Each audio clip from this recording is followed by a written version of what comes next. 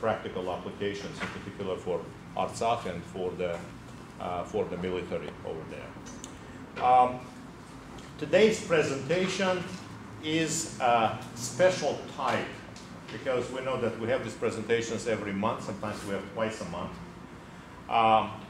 Maria, who is a professor of math at Cal State Northridge, has done something that only few people in any nation, in any country, can really accomplish. Imagine someone who grew up in the United States and just traveled to her native country, to her motherland, and all of a sudden noticed that definitely something is wrong. In the resort area, one of the, I understand, best areas in Italy, which is called Abruzzo, and she noticed that someone is going to do some exploration, and there were all signs that it will be not the right way of doing this. Obviously, it's going to affect the communities in that area, and obviously it will just devastate that area. And I'm sure that 99 out of 100 people just visiting would just turn around and leave. And that one person was Maria, who just decided not to turn around and leave. And this has become a quest for her for several years, starting from 2009 all the way until now, because that issue is resolved, but now she's involved in many other projects. She decided to fight. And it was obvious that one of those David against Goliath, when you don't have any chances to win, but actually she stood up, allocated, or devoted, I would say, disproportionate amount of her personal time to succeed. And despite all odds, all threats, all difficulties, and she inconvenienced herself, actually, and not only her personal life, and also that of her beloved ones. But she decided to just stay the course and reach the goal that she had in her mind. And you will see that remarkable story today. Why is it we decided to organize this presentation for representatives of Armenian community? I will just spend 2 minutes just to, I see some people whom I don't know, so it will be interesting actually to bring you up to speed. So, as you can see from this flyer, the organizers are not only ARPA Institute, but also the Pan-Armenian Environmental Front and Armenian Renaissance, and representatives are here, in particular Susie. Susie, can you just raise your hand? So this is Susie. And this is a group of young professionals who are very much concerned about the future of our country. And this is why also they were born in the United States, grew up in the United States, they were educated in the United States, but went a couple of times to Armenia and just decided to make that commitment so that they can make a difference. Why is it we decided to do it? Because mining is an issue in today's Armenia. It's a serious issue. If you have been on, you attended the recent screenings organized by Susie's organization, which is called Armenia's Breaking Backbone. It's hard to stay indifferent. If you have seen that movie, you know what I'm talking about. It is people from the outside, investors, some of them are from North America, some of them are Europe, do in Armenia something that they can never do in the United States or in European countries. We can just call it just irresponsible mining practices, to put it mildly. And of course, the local politicians and local businessmen, etc., also are contributing to this. So, if you have seen that movie, you will see the scale of destruction, the scale of pollution. And when I was talking more in depth, and we have a screening at CSUN a couple of months ago, I just talked in length about the toxicity of heavy metals. I was trying to prove that heavy metals even are much worse than chemical warfare because they stay there. You can decontaminate area which is exposed to chemical warfare by chemical means. You cannot do anything about area which has the toxic metals. They will stay there for decades, for centuries. So it is a serious issue. If we had a country of the giant size like Russia, even the small part of it will be contaminated. Well, you can say, well, it's okay, it just comes with the territory. But the thing is that what we have is approximately 40,000 square kilometers. And when you see that there are 200 mines, most of them are run by the foreign investors, and you understand that they don't have a vested interest. And many of them are just investors who don't have any mines in North America. They have mines in developing countries. I don't know exactly what it means. In other countries, Armenia and Bulgaria, and they have in some other countries.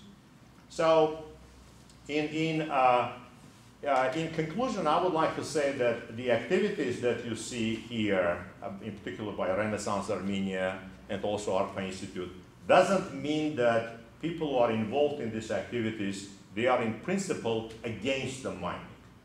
I would like everybody to realize that.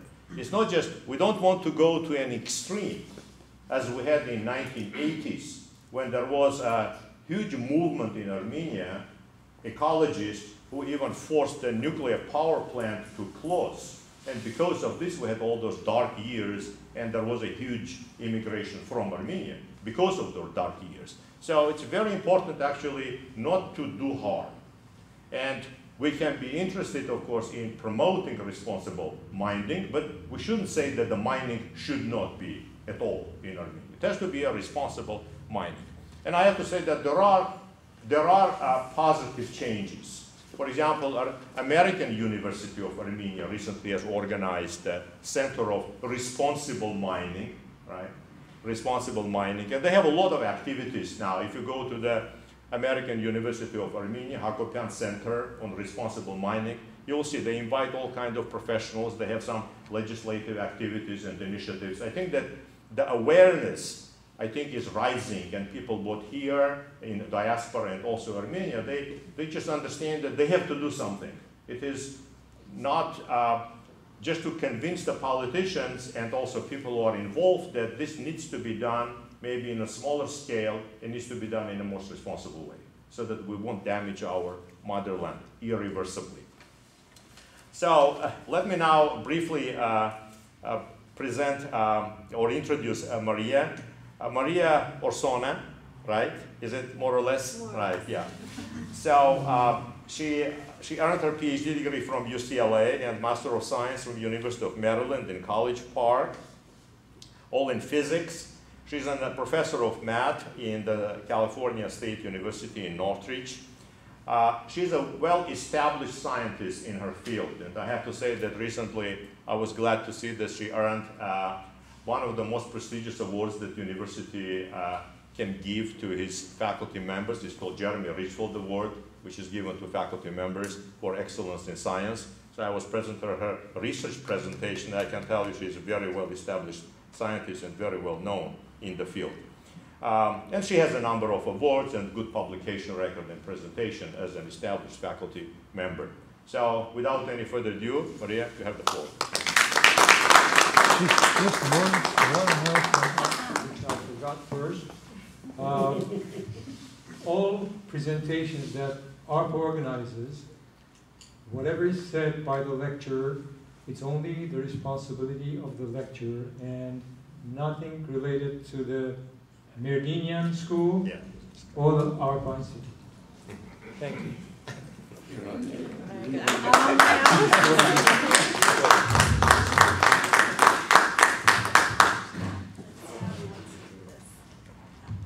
Do I need a mic? Can I get rid No, of the mic? not really. You can hold it if you Okay, want, okay. and bring your. Yes, okay, I just want to maneuver this. Okay, is this good? Yeah? Yes. Okay, all right, well, first of all, thank you very much for coming, and never in a million years would I have thought that I was going to give this talk to a community of, Armenians in California, right? This is a very beautiful thing about Los Angeles, that you get to know all different kinds of people and different backgrounds. So what I'm going to tell you about is this story that has, sort of consumed my life for the past 7 years. It actually started in 2007. But before getting into the story, I just wanted to give you a little bit of background just to where the story is unfolding, okay? So this is a part of Italy which is in the center. It's that region, it's yellow with that circle around it, and it's called Abruzzo, okay? It is, in my opinion, a very beautiful part of the world. It's in many ways very similar to Tuscany because, right, it's hilly, it's, there's the sea, it's, there's a lot of agriculture over there, and it's not very well known just like Tuscany because it's just not very touristic, okay? Now, if you go read all the websites that the official websites, all what they advertise, is that they will say that nature is a protected resource. That 1/3 of that region is protected area. It's a national park. Okay, they will say all these things, and in fact, it is true. It's very beautiful. So this is the coastline. It's actually a part of a national park. That little house that you see there, those are old, they were used by fishermen, right? They would just lower the nets, bring them back up, and use them in that way, like maybe 200 years ago or something like that. This is also further south where they have beaches, sandy beaches. This is a lake. This is also, a protected area down there. And I'm showing you all these pictures not because they're just beautiful, but also because in all those locations they wanted to actually drill for oil. Okay, so those are the parts where where the story is going to unfold. Now, many people usually have never heard of Abruzzo, but if they have heard about it, it's because of the wine. Okay, so if you go to the store and actually sell it here, this is the wine that we make. And if you look at the map, right, the wine can only be made close to the coastal areas because if you go further inland, it's more mountainous and the grapes don't really grow well. So the yellow part is where they have the grape, the vineyards. Also, it's an area that's known for olive production, and again, the dark green that you see over there, those are all where the regions where the olive orchards will grow. Okay, and one last thing that we make, again, if you go to the store, maybe you have seen this kind of pasta, that's also made in this part of the world. Okay, and another disclaimer is that I am not paid by that pasta people to advertise this to you. Okay, so it's just okay. Now, so and let me also tell you a little bit how I am personally connected to that part of the world. Actually, I was actually born and raised in New York, but my parents are from that place, and I lived there from when I was 7 years old to 17. And then after that, I left, and I went to other parts of Italy to go to school, to college, and then eventually I made my way back to the U.S. So I lived there only for 10 years. Okay, that's the my connection to Abruzzo. So okay, everything is very beautiful, nature, this and that. But again, here comes the evil portion of the story, which is, the presence of heavy sour crude. Okay, so the area has got all this beautiful stuff, but underneath there is petroleum, and actually it is the worst kind of petroleum that you can have. The best petroleum is light sweet. It's the oil that they have in Saudi Arabia, in Texas. We have exactly the opposite of that. So heavy sour means that it's very rich of sulfuric impurities. That's why it's called sour. And heavy means that the molecules are not the right kind to make gas. So it means that it needs further treatment. Okay. So here is the map of Abruzzo with all the oil leases on top of it. Okay, so that what you see there, all those little colors, those are leases that are given out to different companies. Different colors means that they are at a different stage of the authorization process. And in some part, and the dark green that you see, those are those national parks that we were talking about. And you see that in some parts, those oil leases actually overlap exactly with the natural parks. So the idea was that they wanted to drill also in these protected areas. Who owns the property? What's that? Who owns the property? What does it mean? Well, it's just, farmers Who or has some... the trustee or... So I think it's different. The oil company has to buy the land first, but they first have the right to explore. Huh? They're all private people. Yes, it's all private. Yes. Even the... So they will they will first go in and lease, they spend some time there just to explore, and then if they want to drill permanently, they will buy the land. And in fact, this part of purchasing will be sort of part of the story. Okay? So they will come to you and say, can I just come to your land for 2 weeks and just explore the oil? And you will say yes. And then if they find oil, they will come back to you and say, okay, I want to buy your land. And you can say yes or no, but usually they'll pay a lot of money. So, okay. Okay, so now, the fact that oil is present in this area actually was known for a long, long time. And there is a part of Abruzzo which is called Letto Manopello, which is very similar to the La Brea tar pits, meaning that oil will gush out on the surface. And the ancient Romans actually used this petroleum for their insulation, to make their little canoes, etc. And in fact, one of the very first commercial oil wells of Europe was actually drilled in Abruzzo. It was 1863, so that was almost at the beginning of the oil area. But even back then, this oil was not really commercialized because the oil was of very low quality. It was very difficult to do anything with it. They even tried to open a little, what they called back then a distilling facility, but the people complained because it was just too smelly. So they didn't go anywhere with it, and in fact, all operations ceased. Okay, this was the first attempt in the late 1800s.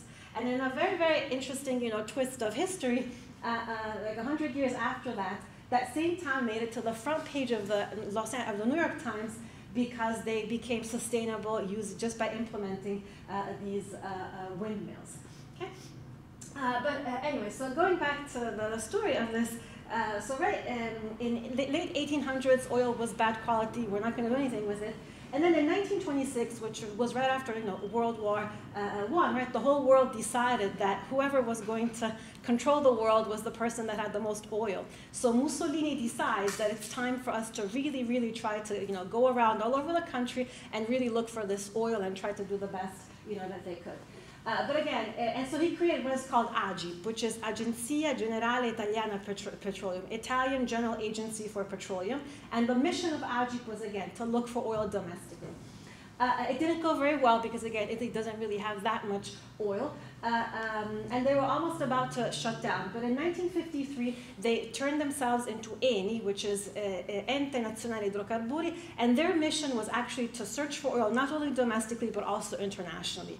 And when they decided to go international, they started having much more success. In fact, they even started competing with the big sisters, right, the big American companies. Okay, but again, back then, just because again, Abruzzo the oil was so bad and was so low quality, there was no activity, for a long, long time.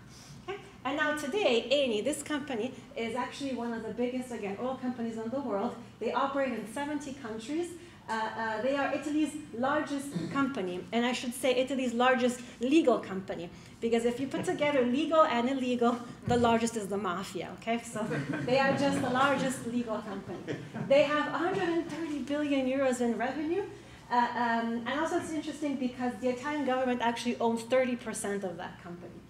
Now, it's also it is very different from the United States, and maybe from Armenia you guys can probably understand. This company is enmeshed in everything, and one thing that is really, really disturbing to me when I found out is that in fact they control 100% of the of Italy's major news agencies. It's as if Chevron owned Associated Press. Okay, so they have a tight control over whatever news dispatches come out.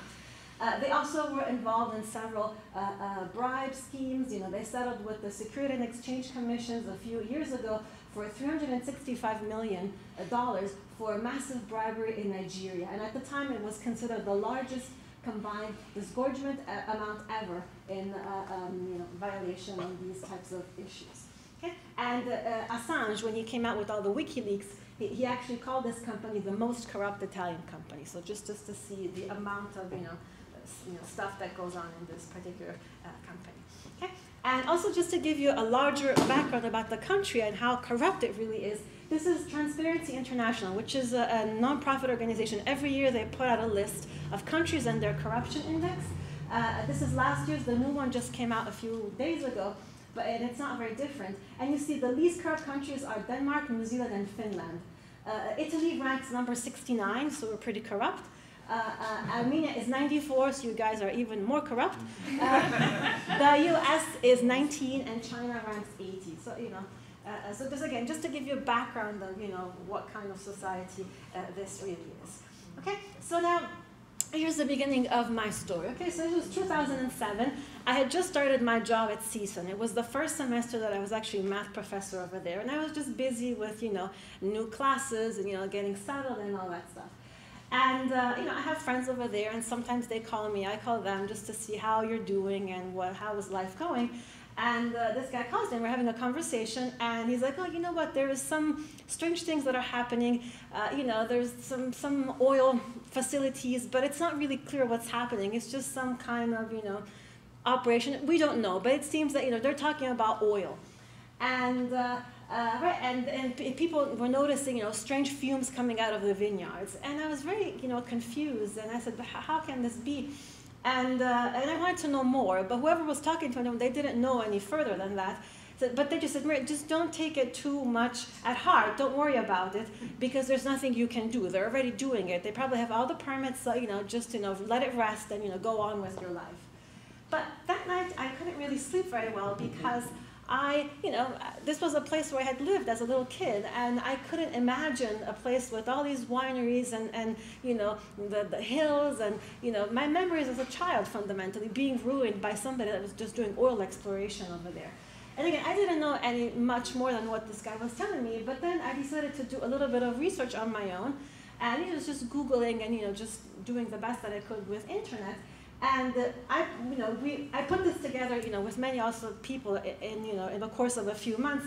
But eventually this is what came out, that for the past 6 years, the company INI that I just told you about, they were actually scheming with the local politicians to build a refinery, to build at least 3 oil wells, to build an associated wastewater, and they were going a pipeline to the sea of about 7 kilometers. Okay, and they had actually wrote in their statements to their investors that this was going to be Italy's largest project for the coming years. So it was, it was their flagship project for the country of Italy. And the people knew nothing about this, okay? They were planning this for like 6 years, and nobody knew anything of the residents, okay? And so you would ask, why is it that, authorities didn't know anything? Why didn't they do anything? Why didn't they talk to their people? Well, it turned out that the mayor of that town, okay, he actually, instead of, alerting his people, he went ahead and created his own oil company. And it was called Bonifra, and the idea was that the mayor was going to give this company the permits to drill locally, and the company was going to give him some kind of, work or some kind of, kickbacks or who knows what, right? So there was some kind of deal with him.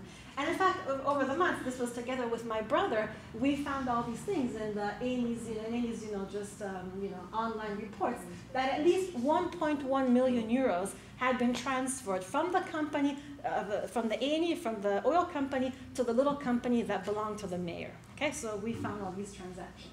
Now this again, we put this together in the course of a few months, but and again, and this was the group of people.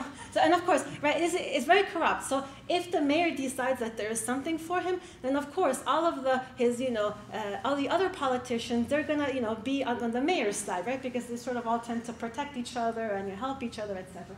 So these are all the people that are involved in all this. The mayor is the first one that in that picture we're all with 10 different people. He's the first one on the top. Okay.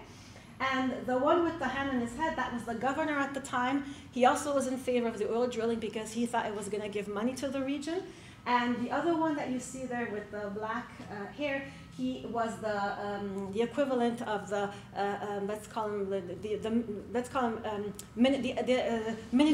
minister of the environment for the region of Abruzzo. Okay, so they had all given their favorable opinion on this project, and nobody knew anything about it. Okay.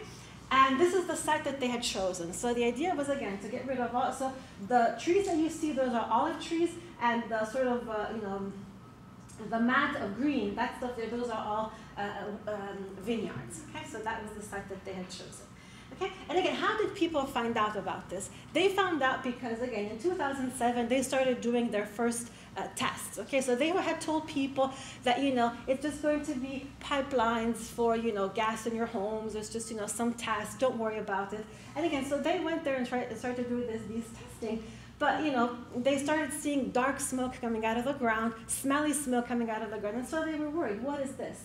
Okay, and again, it was very confused. And one intelligent thing that the oil company did from their perspective is that they were talking about building an oil center. Okay, now to any normal Italian, the word oil does not mean petroleum.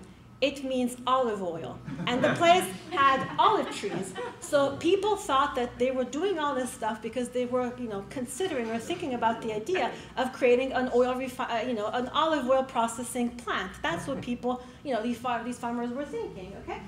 And also, together with that, there was also the idea that these were just some pipelines to bring, again, natural gas into people's homes for, heating and cooking. So it was very, very confused, okay? And again, by the time this story came to my ears, yes, all the permits had given out. The governor thought that this was going to be a great economic opportunity for Abruzzo, and he was later arrested, as we will see, for criminal association, fraud, corruption, and extortion. Okay, so I'm here in California. I know that there's something wrong, what can I do? I don't know anybody over there. I mean, I know my parents, but what can they do? So I decided, after I researched a little bit, and so some of this, some of what I told you became clear to me, I decided to do 3 things. I first sent an email to, there is some online community of expats or whatever that, they write their stories, where can I find a good PhD? Does somebody have a car to sell or something like that? So I wrote my little letter saying, there is this problem in Abruzzo, and, does anybody know anything about it? Then I sent an email to the mayor of the town.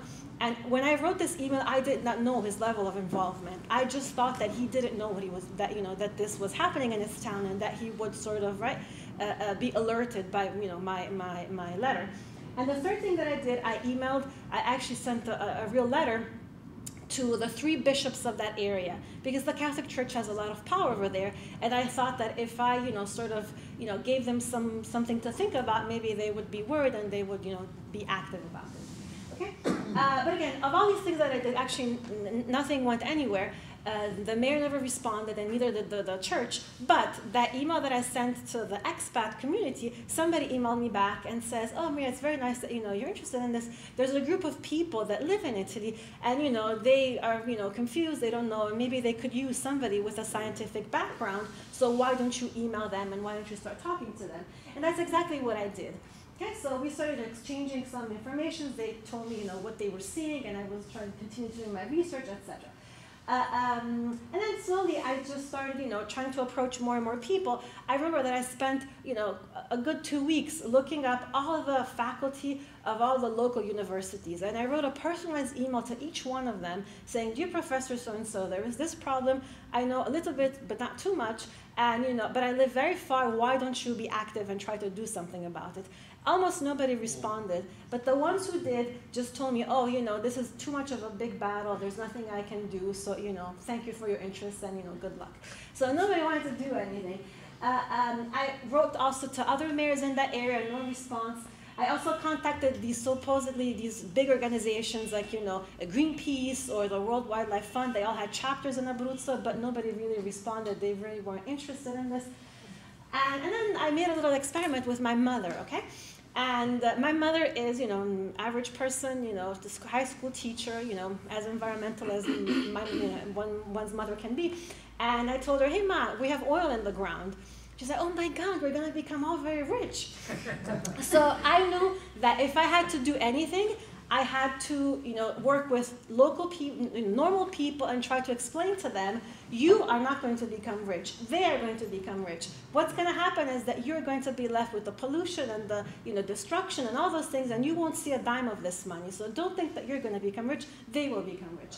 So, because nobody else wanted to do it, and because I could sort of see where this was going to go if we didn't do anything, then, I just took it on myself to do the best that I could. And so when I was talking to those people that lived close to those areas, I asked, what can we do? So they said, well, why don't you write some report that where you explain what, what's going to happen in an easy way so that people can, try to understand.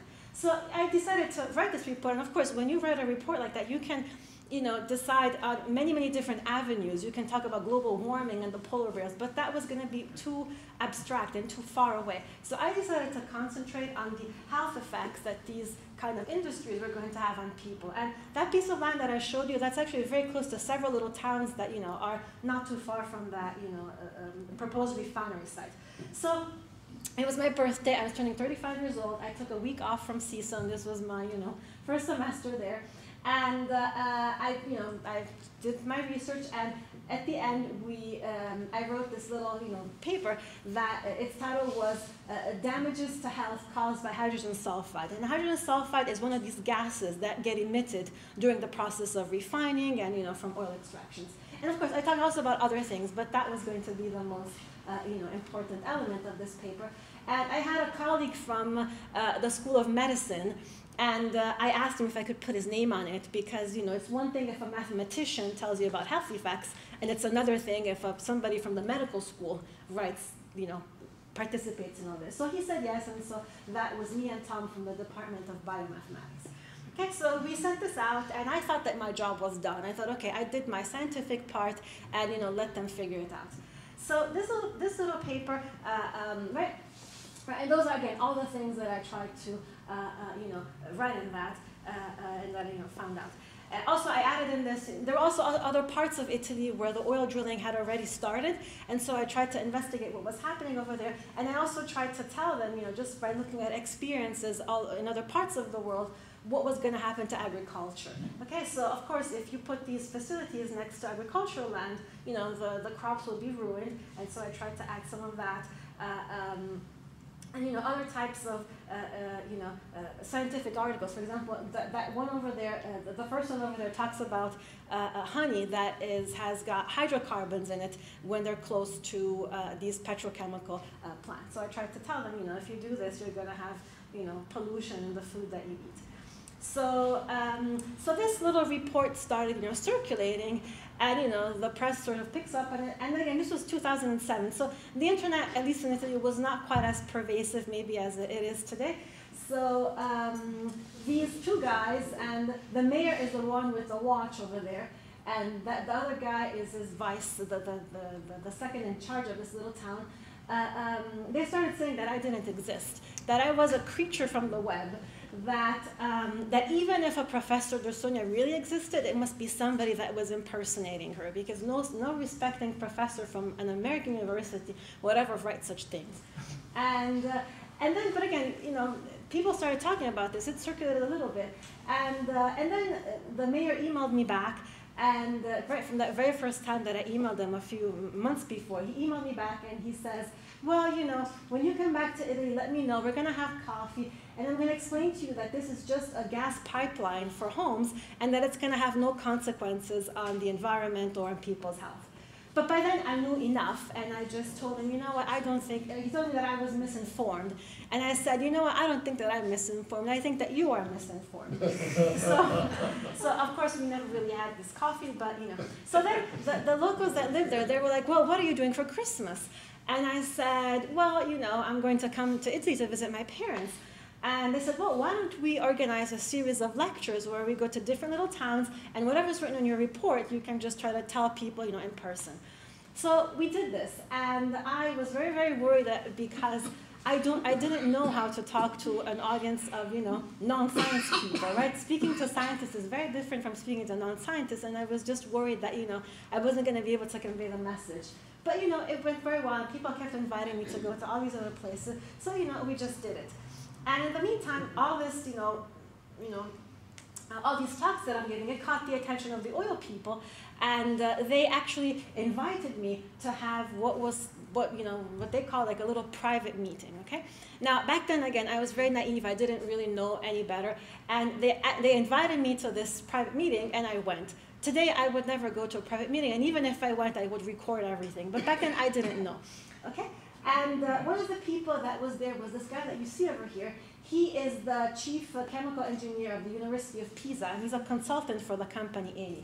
But the first thing he said when we went to this meeting was that he's not a consultant for Eni. He's just somebody who was giving his services to the state of Italy, because Eni is partially owned by the country, so he was giving a service to the country and not to his own consultancy firm.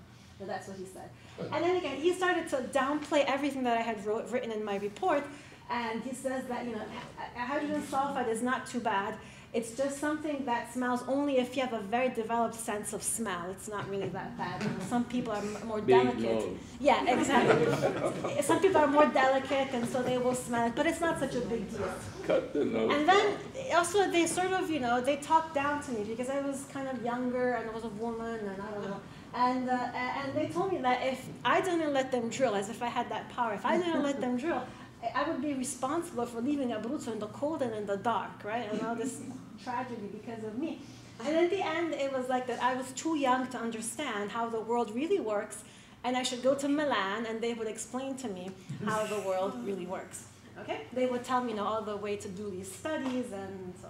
And again, I was very disgusted also because they did all this, but they were actually very nice when they were doing it. Like, they were smiling and nice and cordial, and I almost felt bad because, I didn't agree with them, but, how do you tell them? You're just, saying, nonsense to me when they're so nice and polished and refined and holding the door for you.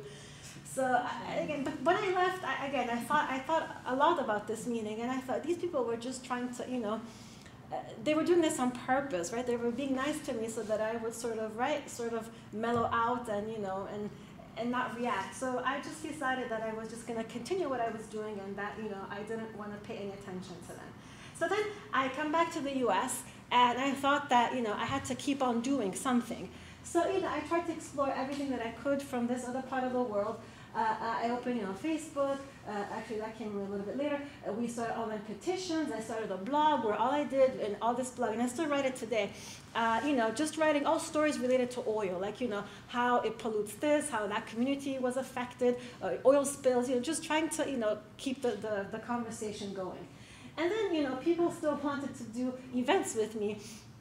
And so, you know, we had to sort of improvise many things, and the time change was very great between here and Italy. So I would wake up in the morning at 5 a.m. and, you know, get ready just from here until my neck and in my pajamas so that we could do, you know, Skype things and, you know, with the people and all those things. But again, and then, you know, somebody came to film a little documentary that they could then distribute after I was gone. You know, we did, you know, whatever we could do with, you know, the technology that we had. And, you know, people really kept, you know, they really took it at heart, and they, you know, just kept, you know, pounding the politicians for this project not to go on.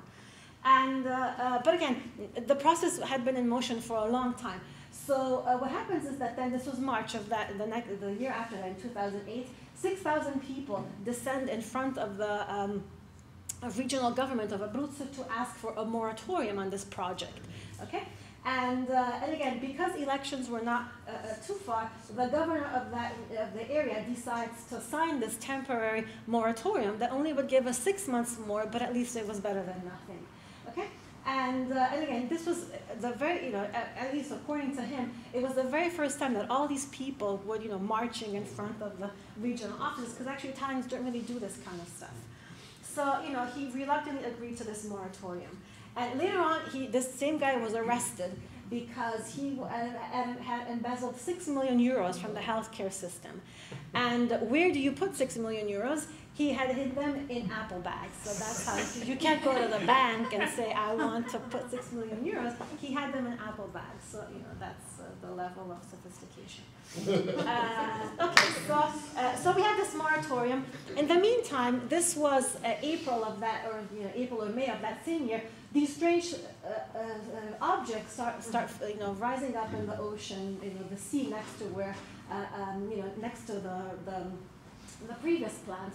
And these were preliminary tests, oil drilling tests, okay? Just like the ones that they had already conducted onshore, these were offshore, okay? So there's something else to fight, and again, and, you know, I was like, you know, oh my God, we're never gonna get out of this, okay? But so they did their tests, and in fact, during one of those tests, they even had a little spill, okay? So that's the test that they had, and then, you know, they had some, you know, hydrocarbons that ended up on shore. And those drills lasted only for 3 months, because again, they were just trying to see if oil was there or not. Okay, so this was another thing that was on my plate, and I was like, oh my God, I'm never gonna get done with this. Other bad news. In the meantime, to stop the first project, the World Wildlife Fund, at this point, they realized that, you know, there was all this momentum going, so they decided to file an appeal to the court, the Superior Court of Abruzzo, asking for, you know, to repeal this project. But the court rules in favor of the oil company, saying that economic interests are more important than health effects. So, you know, the oil company could go on after this moratorium period. So they feel empowered, and they start going out there and buying land from farmers, right, just we were talking about before. Now they feel that after the moratorium, they were going to be able to go ahead with their drilling, so they start buying land. And also in Italy, the way land ownership works is very fragmented. So that piece of land that I showed you, actually, you know, actually was bigger than that, but, you know, there was at least 12 owners that they had to convince. Okay, so mostly everybody sold, either because of the money or because they were scared if they didn't sell, but 2 people refused to sell. And one of them is this gentleman that you see here, and he actually gave up on 200,000 euros. He didn't sell his piece of land to the company, and he said, this was, you know, the national TV went to interview him, and they said, why didn't you sell your land? And he says, well, because I'm almost 80 years old, what am I going to do with 200,000 euros? And, you know, when they're going to pollute my land and the land of that I want to leave to my children and grandchildren. So he said no. And actually, his piece of land was really strategic because it was right in the middle of their proposed, you know, refinery site. So that was a piece of good news. Now it's summer of that same year, and I go back to Italy for, you know, for this purpose, and it was decided that we should have a public debate, okay, and at the university. And I'm also invited, and again, the oil company sends all of their, you know, important people from Milan, from London, somebody flew in. And again, the same thing as the private meeting, they were all nicely dressed and nicely groomed and very nice and kind and smiling. And the same guy that I showed you before, Paolo Andriossi, he was also present. But this time I knew exactly what he was going to say because I already had heard him at the private meeting, and so I did all my homework, and I asked to speak last so that whatever they said, I could sort of, you know, arrange my talk in response to him. And again, the same thing. He started out by saying that he was not an oil company consultant, he simply served the government. That hydrogen sulfide is not too bad, it's just, you know, a minor nuisance. And this oil center that we are proposing is not a refinery. It's actually just a little storage center, and, you know, it's not really going to affect much of your agricultural land. So that was him, and again, it's my turn, and again, I had done really my homework. So I came out with all the documents that show that he was lying to everybody. So first of all, from his own CV, it says that he was the head of his own consulting company, and that was, you know, a for-profit consulting company. I also went to dig out papers that he authored where it says that hydrogen sulfide can be regarded as a major air pollutant entering the atmosphere and causing acid rain. And I called him out on that, and I said, you know, how can you tell us that this is just a minor nuisance, and then on your papers you go say that this is, you know, a major air pollutant that, you know, causes acid rain? This is unacceptable. And also, you know, the story that, you know, this is not a refinery, there were also documents that they themselves had written where this oil storage was actually, you know, called as a refinery. And I told them, the word oil center, you're just using this word just to confuse people, because really all it is a refinery. So, you know, that really didn't go too well with them. My parents were also present, and they didn't know that my parents were my parents. So after my talk, this guy goes close to my mother. He didn't know it was my mother. He said, oh, that woman is really tough. And my mother said, oh, that's my daughter. So, okay, but in the meantime, you know, again, this was, you know, one thing is to, you know, have public opinion in your favor. Another thing is to really stop the project. So then I decided that I should continue with the Catholic Church because, you know, I found that at this point where public opinion had started, you know, rising and people were talking about this in the and again, I used my parents to monitor all this. And I would ask them, so, you know, I would tell my dad, just go around and, you know, ask people. So he would go to the mechanic and say, you know, so what do you think of this oil thing? Or my mother would go to a supermarket and, you know, just, you know, because to me that was very important that the normal people would talk about this. And one day my mother called me, she's like, you know what, I joined this conversation. They didn't even know that I'm related to you, but they were talking about you at the hairdresser. And I thought, like, you know, about this topic, and I thought that that was really, really wonderful that people, you know, in these, you know, normal everyday activities would be talking about the oil refinery. So I thought that that was very good. But again, the thing was that, you know, we needed to do more to really stop this. So in all those weeks and months, I had kept emailing and bugging the Catholic Church because I thought it was unacceptable that on a topic like this that everybody was talking about, that the Catholic Church should stay quiet, okay? And again, I had emailed them many times and they never responded to me. And one day I was really upset and I thought, I'm just gonna write to them whatever I feel, and if they don't answer, that's fine, but at least I will have, you know, taken it out of my system. So I wrote to the 3 bishops of that area, and I said, you know, dear Mr. Bishop, you know, I find your silence to be very not Christian. And I said, you're acting like Pontius Pilate, and let me tell you that the Catholic Church is always saying things that, you know, life is sacred, And we are against abortion, we are against euthanasia, and that's fine. You can have that opinion if you want. But if you think that life is sacred, life is not just about the process of being born and dying. Life is everything that's in between. Life is the air that you breathe. Life is the water that you drink. Life is the hope that you give your people. And so for you to just obsess about sex and abortion and all those things, and not talk about the destruction of our environment, I think that's really, really pathetic. And I'm sorry that I'm being so brutal, but this is my position. And I really think that you should have some kind of position, even if it's in favor of it, but articulate why you're in favor of it. And I thought, okay, that's the end of it, right? They're never going to respond to this. But I sent it, and after a few days, I got an email from one of the bishops, and he's like, "Dear Maria, I woke up this morning and I read your email, and I must say that I decided not to do my normal rounds of prayers, but I decided to meditate on your email." I was like, okay. And he's like, "I think that this oil stuff is terrible for Abruzzo, so what I'll do is that, I'll pray really special. I'll pray really hard so that they don't do this." And I thought, okay. So yes, I also laughed. I mean, not too much, but it opened a window of conversation, right? So I said, okay, that's very nice. Thank you so much. I'll also pray, but in the meantime, let's do some action, okay? And I said, next time I come to, I'll come to visit you guys, and we can talk, and maybe we can, have some kind of, ideas on, crafting a statement for this. And they did that, and I guess that even bishops have some kind of, jealousies, or I don't know. So once you've convinced one, you have actually convinced all of them. And in fact, then I went to meet 3 of them on different occasions, and eventually all of the union of all the bishops of the area decided to sign this document. And this actually was a very big thing, because in Italy the Catholic Church never does anything like that. So you see, they came out the document of all the bishops of Abruzzo and Molise. These are 2 regions in central Italy, against the oil and in favor of the water issue. And again, it was so so unusual that it actually made the national news. And I didn't know it at the time, but one of these bishops was actually the personal consultant on the theological matters to Pope John Paul II, the Pope that died.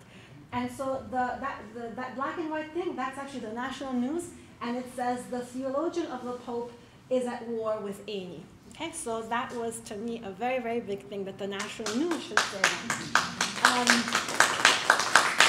Right. So, and then, the BBC came to make a story about this. Al Gore's television came.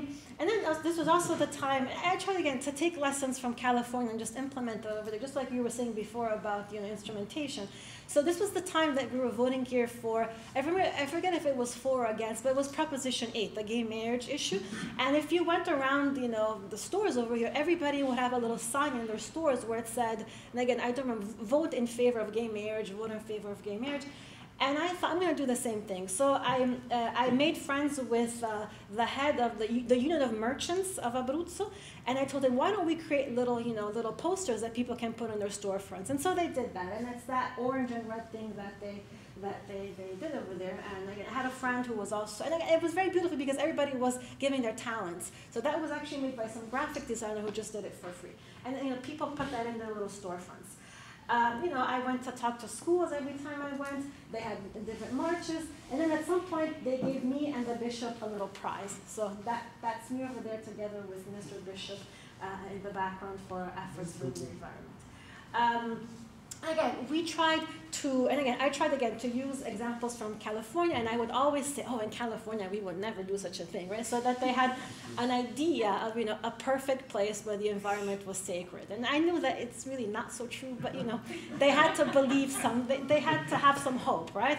And then again, everything that the oil company tried, we tried to go back and, just do the best we could to counteract them. So the blue thing that you see there, at some point the oil people took out an ad in the local paper, and at this point they're talking about dialogue, okay? Because my position was always that we do not want compromises, right? I did not want a responsible drilling. I wanted no drilling because I knew enough of oil companies that they're never going to, the word responsible doesn't exist for these companies. They're out there for the buck. So once you've said let's do responsible drilling, you've said yes. And they will take that yes and do whatever they want with it. So my idea was to just be hardcore no.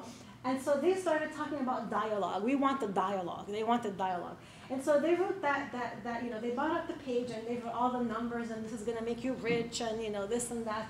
And so then, we took that and again, together with other people, we bought another page. We all put, some money and we responded line by line to whatever they were saying. And again, I wrote that text over there. And at that point, all the communities were, had been informed. And also at some point, it also became a matter of saving face. So no community wanted to be in favor of oil because it was so unpopular that whether the mayors were personally against it or in favor, it didn't matter anymore. They all had to publicly say that they were against it because, again, the people weren't going to accept anything else. And so I called all the mayors. So all those little things that you see down there under the green, which is the part that we wrote, I called all those mayors or municipalities, and everybody said yes, and we could put their logo on this response. And the answer was, oil people, let's not believe them. And we just countered that. Okay, so in the meantime, the governor gets arrested for the Apple story, for the corruption. So we have to have new elections. Okay, so this is going to, now oil became a very big topic because of the new elections. And Berlusconi, who was prime minister at the time, he came to our region, and he's a short guy, so he took a ladder, and he stood up on it, and he announced that, if his party won, the oil center wasn't going to be built.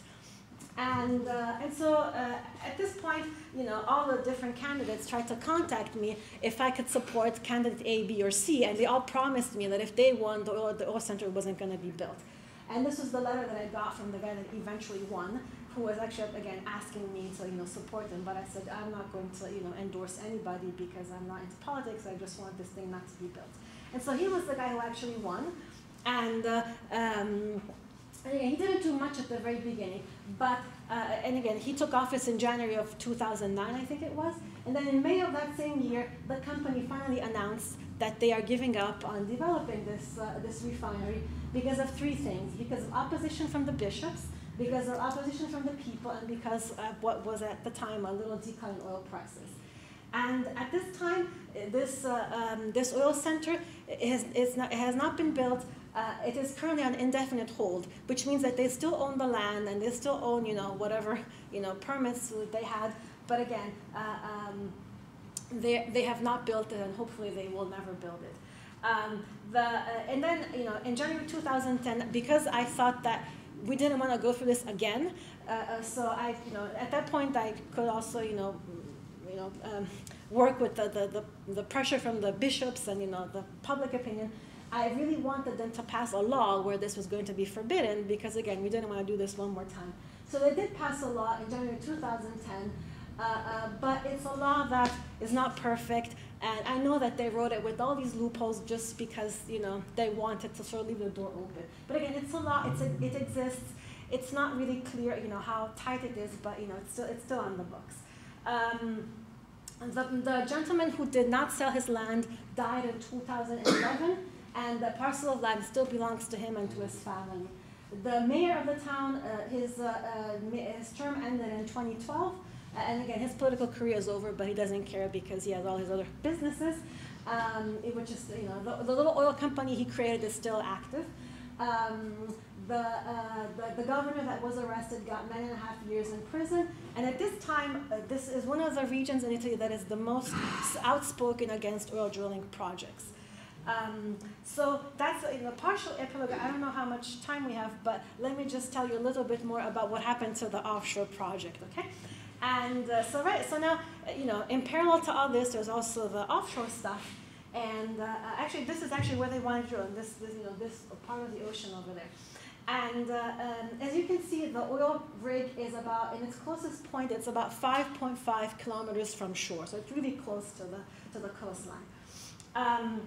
And when they did this, they didn't even know that inside of their parcel, there's also a fishing reserve. So all those blocks that you see there, the red, the green, and the white, those are different areas where, it's for fishing nurseries, I think it's called in English, like, where the fish go to reproduce. It basically, you cannot fish there because but they wanted to drill close by, so that was kind of crazy. And again, the same exact thing that they did for the oil center, they decided to call this area Ombrina. And in Italian, Ombrina is a fish, okay? So olive oil on land for the oil center, and Ombrina in the ocean here. This was a project that was actually proposed by a miner company, and they're headquartered in the UK. Okay? And what their idea was is the following: they were going to extract the oil from that well, and they were going to send it onshore to the same treating plant that we had just defeated for its processing. Okay? So now they're left with a problem because the oil processing center is not going to be built, the refinery is not going to be built. So what are they going to do with their oil? So they came up with a beautiful idea, which is to desulfurize and to process this oil at sea. So they were going not only to drill over there, they were going to put one of these ships close to their drilling platforms, right, to process and to desulfurize the oil. So that was their great idea. So that was the preliminary test. We already saw that. This is the CEO of the company, Sergio Morandi. And he, of course, was the poster boy for denial. He was like, we do not anticipate any leaks or accidents, as if anybody anticipates leaks and accidents. We will only use biodegradable water drilling fluids. We'll bring jobs. We'll help you boost tourism. We'll do everything for you. And then again, same thing. You go read the paperwork, and it's totally the opposite of what he's saying, right? That they were actually going to use very aggressive techniques, including possible fracking of the rock in the ground. They were going to use, they were going to acidize, and there was nothing really biodegradable about what they were going to use. In particular, they were going to use drilling fluids that actually are banned in Northern Europe because they're very aggressive and very toxic. And again, all these things, we kind of discovered over time. Now, the way that Italy works is that leases at sea are not controlled by regional governments. It's Rome that decides what happens in the water. So at this point, we couldn't put much pressure on our local politicians because they don't, it's not their decision, basically. So I had to do something with the central government. And so there is something called the Aarhus Treaty, which is of European law, which says that the people have the right to voice their opinion. They have to have all these environmental impact reports and statements. And so I decided to, all those people that had participated before to send letters of opposition to the government. And we collected more than 200 letters from very influential groups of Abruzzo, religious communities. Even the province participated, and we flooded the ministry with all these letters. I even called them to make sure that I said the law says that you must listen to us. We sent you all these letters. Do you want me to send you more? And again, this is the first time that people had ever used these tools in Italy, because even though the law exists, people don't really take advantage of these things. So I tried to put pressure also on the local level. And then there was the oil spill in the Gulf of Mexico, and this kind of changed a little bit the scenario. And this very mysterious man that calls me and that he wants to meet with me, he's a marquis, and who's ever met a marquis in my life? And he's like, I'm friends with somebody in Rome in the ministry. Why don't we meet? And I really care for this. So if you tell me what to tell them, I'll try to have my way. And so I met with him, and I don't know how this happened, but again, after a few months, a law was passed in Italy that actually forbade the drilling within 9 kilometers from shore. Okay, so our thing was 5.5, and now there's a ban 9 kilometers. So our oil drill was automatically killed by this law. So we were all very happy. This happened in late 2010. We were really, really happy. And in fact, right, after 10 months of campaigning, right, there was the People's Ethical Oil Well in Abruzzo, Italy. And again, all the politicians are like, it's because of me, vote for me, I did this for you, and I'm so great. But then somebody came to interview me, and I said, no, actually, this is because of no politician. It's because, we put the pressure on, everybody to do the right thing. The oil company lost a lot of money on this process. If you see that little chart, that's their stock going down. And they even, they needed to get a strategic review, and the company could be sold. I also got an email from one of their investors, and he said to me, you and your environmental lobby have certainly pulled the rug under the feet of the oilers wishing to exploit your local resources. All I can say is well done. It's nice to see the locals rally to protect their soil. I certainly won't be investing here. Good luck with the tourism. So we were very happy about that. But again, as I've learned from the California Coastal Commission, it was a short-lived victory, at least for the time. And what happens is that, right, the oil company is not going to give up so easily, and so they decided to change the law. Okay, it's like, you know, oh, this law is just too dramatic for, you know, Italy. 9 kilometers is too much. Let's change the law. So the law was changed in this way. They said, okay, let's not ban 9 kilometers. Let's ban 20 kilometers. That's even better, right? But the ban will take effect only for future leases, not for old leases. But that was really, really stupid because actually all of Italy had been already filled with leases. So there was nothing left for the future, right? So it was just basically, you know, trying to find a way to do it. And we also uncovered letters that had been, you know, exchanged between the oil company and the Ministry for the Environment. So, you know, they were kind of, you know, all together in this. So we're back at square one. They also sued me because in the meantime, right, I was writing my blog, and at some point I was also offered to write like some, you know, a little column for a national newspaper on the environment, and I wrote also there. And I'm kind of used to the way it works in the US, meaning that, you know, you don't, you know, offend people, but if you want to say something, you shouldn't be afraid of, you know, saying what you think, right? But they sued me, and again, when I got this, like, you know, maybe last year, and I was, you know, it's not very nice to see your name when it says indagato, which means, you know, person under, person of interest, you know, like alleged criminal or something like that. So it was not great. This was actually right in, that was in April of this year. And, right, this is the Questura di Roma, right, the Roman law offices. And again, the lawsuit was for libel and slander. Okay, because again, according to them, when I wrote my blog and when I wrote this column, I was using, you know, defamatory language in their, you know, towards them. But of course, and I also went to talk to a First Amendment lawyer in the U.S., and they told me that I had nothing to fear in the U.S. for what I had written. But again, the laws of Italy may be a little bit different because they don't have such, you know, First Amendment rules. So anyway, I was terrified about that. But so, and that wasn't enough. They also started coming after me as a person. Okay, so they were like, "Who?" This is one of the. He has interest, economic interest in this oil company. He's also very well connected politically. His name is Chico Testa. He was, and actually he started out his career as an environmentalist, and now he's on the board of directors of the oil company. And he wrote something where it says, "Who is the scientific, you know, voice of the no drilling people?" It's a mathematics professor, self-taught, who you would not want to teach your children. So I'm sorry, Nick. Nick is my student, so I'm sorry that I'm teaching you. But so that's, you know, what, so I thought, well, if my stuff is defamatory, that's really defamatory. But anyway, so right, there's another one. The other question was, who is paying her to do this? And it was like, okay, so these are the things that they came up with. I must be infiltrated from the CIA. Why is that? Because the CIA does not want Italy to develop its oil reserves so that they will have to buy oil abroad, and so that they will be poor, and so the U.S. can, you know, dominate the world. That was their logic.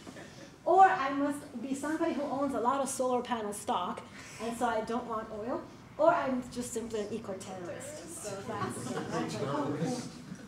So that's the thing. Okay, but again, it was very late for all these things. And they had several marches against, you know, this oil project. And when they changed the law, people started marching. And this was one of the biggest marches that they had. It was like 40,000 people, which again, for a region that has only 1 million people, that actually was a lot of participation. And this was again in April of 2013. So at this point, we don't really know. The lawsuit was actually tossed out by the judge back in, I think it was October of this year. And the judge, thank God, he said that, you know, there was nothing wrong in what I had written and said. All political parties have expressed their opposition to this project. We don't know what's going to happen because supposedly the government will have its final vote on this project in 2015, just because, again, we went through the process of, you know, they had to have a new environmental impact phase, and so we put pressure, we tried to, you know, write letters and, you know, convince all the politicians to also participate in this, which they did. And that company, because it dragged out for so long for them, they currently are out of business. So that company was actually bought by another company that is based in the Falkland Islands. We don't know how this will end, so, you know, we'll see. And one last thing I want to say, and I won't go too much in detail, this is actually another project that was actually also stopped. And the nicest thing about this is that And this is a town of 900 people. It's the same thing, a different lease in a different little town that I also helped them, put together their stuff. And again, a town of 900 people, and they had made all these investments. And at some point, the region also declined, did not authorize them to drill either. And they lost $35 million, the company. It's a Forest Oil Corporation. They're an American company. And this made it all the way to the Wall Street Journal. And I was so proud. I mean, my name is not there. But when I read that they were denied authorization because of a little town in Italy of 900 people, and this company is $35 million. If they had given me $35 million, I would not have been as happy. So it was just, so beautiful to see this happen. So basically, I will, stop here because it's getting late. But again, there's a long way to go. I get invited all over the country now because they think that I am the woman who will stop oil companies. But I don't know if that's true. But I've tried to do the best that I could, and doing whatever I could. So I think that we'll just stop here. And okay. And then this is a quote that I forget. Somebody told me this. That there's something quite magnificent about fighting a battle you cannot win. And right, you cannot win something by yourself, but there's something noble about it. And again, but if it's not just you fighting it, but if somehow you're able to involve everybody and make everybody feel that they can do something, then a community maybe can win. So again, the beautiful thing is that they wanted to start this drilling in 2007, and now it's 2015, and so far not one drop of oil has been extracted. I don't know if they will be able to do it in the future. Maybe they will, I don't know. But for now, we've resisted for at least 8 years. So that's my story. Thank you.